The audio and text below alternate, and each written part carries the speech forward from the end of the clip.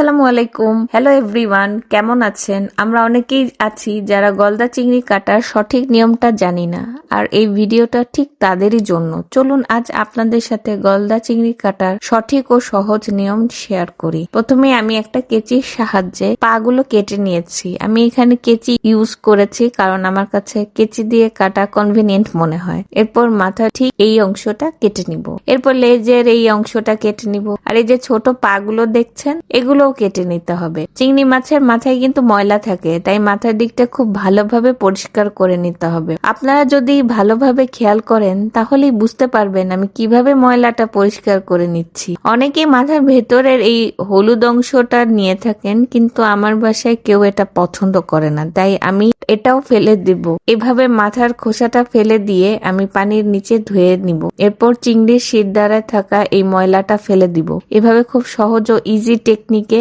কেটে ফেলতে পারবেন গলদা চিংড়ি। Follow for more kitchen tips and tricks.